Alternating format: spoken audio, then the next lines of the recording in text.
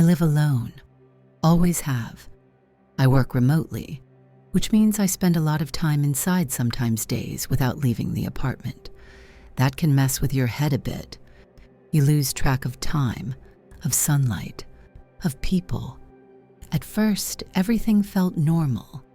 I'd hear the occasional noise from other tenants' footsteps, doors, music, but nothing unusual. The walls were thin but bearable. I got used to the rhythm of the building quickly, except for one thing. 6B was always silent. Not peaceful, silent. I mean dead silent. No footsteps, no voices, no TV, not even plumbing, just silence. I thought maybe it was vacant, or whoever lived there was just never home. Until one night, about 3 weeks after I moved in, that changed. It was 1:13 a.m. exactly. I was lying in bed scrolling my phone when I heard something. It came from the wall behind my bed, the one I share with 6B. Slow, heavy footsteps. Then the unmistakable sound of something dragging. It lasted maybe 15 seconds, then stopped. Just long enough to make me freeze. I sat up and listened. Nothing. I got out of bed, went to the wall, and placed my palm against it. It felt cool. Still, dead quiet again. I told myself it was nothing. Probably someone moving furniture. I went back to bed, but the next night, same time, same sound. 1:13 a.m. Only this time it lasted longer. The third night I stayed up intentionally. I sat at my desk with a notebook and pen, like I was trying to solve some mystery. I checked the hallway earlier that night. 6B's door was shut. No name on the buzzer, no mail outside. 1:12 a.m. I held my breath. 1:13 a.m. again, that sound. It was so perfectly timed it didn't feel natural anymore. Not someone getting up to use the bathroom or pacing from insomnia. It felt planned. The next morning, I asked my landlord, "Hey, just curious, does someone live in 6B? He looked up from his phone, mildly surprised. 6B? Not for a while. That one's been empty at least a year now. Why? I hesitated. I've just been hearing movement. He shrugged. Could be pipes. That line runs through a few of the walls. Except it wasn't pipes. I know what pipes sound like. This was a person. That night, I looked through my peephole around 1:10 a.m. Nothing. 1:13 a.m. came. No sound this time, just silence. Until I saw movement.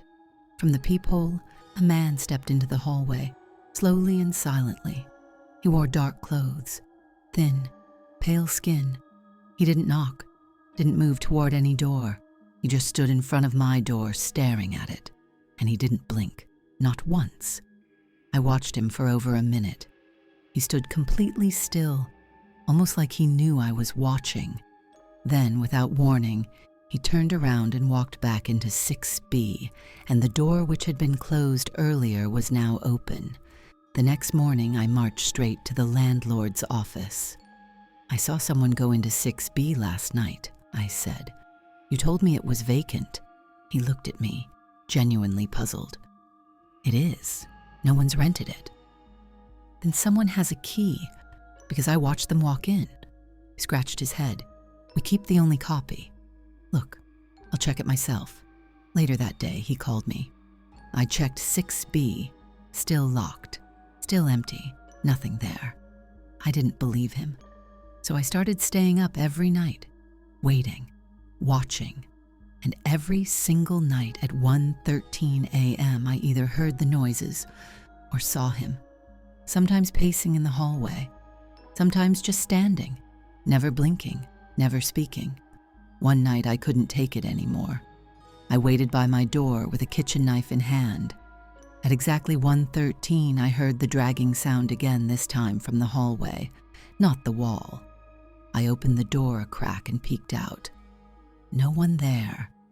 I stepped into the hallway slowly. 6B's door was cracked open again.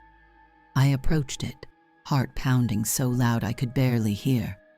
Inside, the apartment was dark, but I saw it. A single chair in the middle of the living room, facing the door. On the chair, a camera, mounted on a tripod, pointed directly at where I was standing. I ran, locked myself inside my apartment, and didn't sleep that night. The next morning, I went back to 6B with my phone ready to record. It was locked again. I knocked, no answer. I slid a note under the door. I know you're in there. That night, no sounds came at 1:13 a.m., but the next morning, there was a photo slipped under my door, a printed photo of me sleeping in bed. I lost it. I searched every inch of my apartment vents, cabinets, under furniture, even the ceiling tiles. Nothing. No hidden cameras, no holes in the walls. I started checking into hotels. I needed sleep. I needed space to think. I stayed away for 2 nights. No messages, no photos, nothing. On the 3rd day, I returned. My apartment looked untouched until I walked into my bedroom.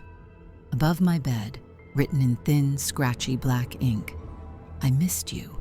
I confronted the landlord again, this time with the photo in hand. He looked pale. "I don't know what the hell this is," he muttered, "but you're not the first to complain about 6B. He showed me a file, reports from previous tenants, constant pacing sounds, a man staring through peephole, photos appearing, camera in empty apartment. But the building never found anyone, never caught anything. People just moved out, disappeared, or worse. That night, I returned to my place for the last time, just to grab the rest of my stuff. 1:13 a.m. came. I told myself not to look, not to check the peephole, but I did, and he was there, closer than ever.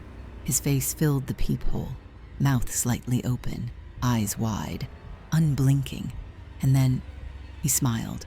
I snapped. I flung the door open, ready to fight, ready to end it, but the hallway was empty.